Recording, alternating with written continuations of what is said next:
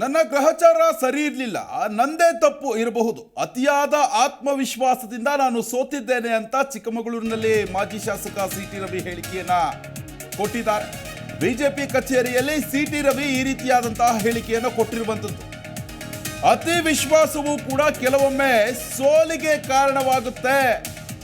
ನಾನು ಮತ್ತೊಬ್ಬರ ಕಡೆ ಬೊಟ್ಟು ಮಾಡಲ್ಲ, ಅವರವರ ಕರ್ಮ ಅವರವರು ಅನುಭವಿಸಬೇಕು, ನಂದೇ ತಪ್ಪು ಅಂತ ನಾನು ಹೇಳ್ತೇನೆ ಅಂತ ಸಿಟಿ ರವಿ ಚಿಕ್ಕಮಗಳೂರಿನಲ್ಲಿ ಹೇಳಿಕೆಯನ್ನು ಕೊಟ್ಟಿದ್ದಾರೆ. ನನ್ನ ಗ್ರಹಚಾರ ಸರಿ ಇರಲಿಲ್ಲ, ನಂದೇ ತಪ್ಪಿರಬಹುದು.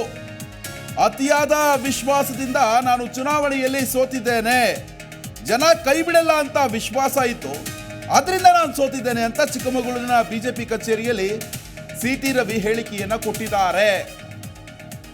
ಮೆಡಿಕಲ್ ಕಾಲೇಜು, ಹೈವೇ, ಕೆರೆಗೆ ನೀರು ತುಂಬಿಸೋ ಯೋಜನೆ ಸಾಕಷ್ಟು ಕೆಲಸ ಮಾಡಿದ್ದೇನೆ, ಆದರೆ ಜನ ನನ್ನನ್ನು ಕೈ ಬಿಡಲ್ಲ ಅನ್ನೋ ವಿಶ್ವಾಸ ಇತ್ತು, ಆದರೆ ಕೈ ಬಿಟ್ಟಿದ್ದಾರೆ. ನೋಡೋಣ, ಮುಂದಿನ ದಿನಮಾನಗಳಲ್ಲಿ ಎಲ್ಲ ಸರಿ ಹೋಗುತ್ತೆ ಅನ್ನೋ ಒಂದು ವಿಶ್ವಾಸವನ್ನು ಕೂಡ ಸಿಟಿ ರವಿ ವ್ಯಕ್ತಪಡಿಸಿರುವಂಥದ್ದು. ನಾನು ಇದು ಯಾವುದನ್ನು ಸಾರ್ವಜನಿಕ ಚರ್ಚೆ ವಿಷಯವನ್ನಾಗಿ ಮಾಡೋಕ್ಕೆ ಬಯಸೋದಿಲ್ಲ. ನನ್ನ ಗ್ರಹಚಾರ ಸರಿ ಇರಲಿಲ್ಲ, ನನ್ನದೇ ಏನೋ ತಪ್ಪಿರಬೇಕು ಅಂತ ನಾನು ಈಗಾಗಲೇ ಹೇಳಿದ್ದೇನೆ. ಯಾಕೆಂದರೆ ನನಗೊಂದು ಅತಿ ವಿಶ್ವಾಸ ಇತ್ತು.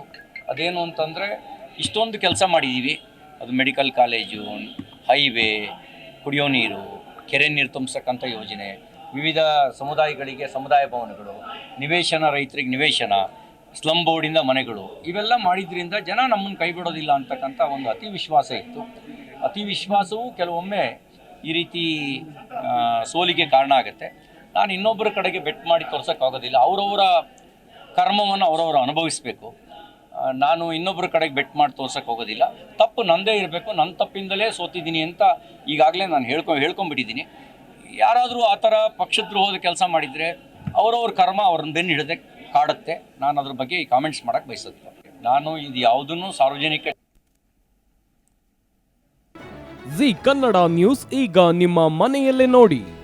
ಎಲ್ಲ ಕೇಬಲ್ಗಳಲ್ಲಿ ಈಗ ಲಭ್ಯ.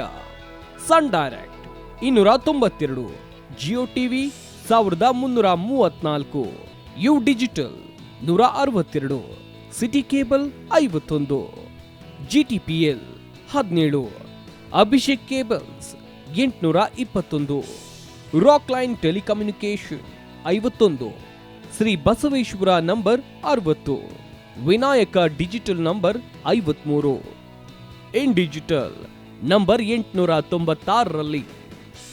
ನಿಮ್ಮಿಸ್ತದ ಜಿ ಕನ್ನಡ ನ್ಯೂಸ್ ನೋಡಿ ಆನಂದಿಸಿ.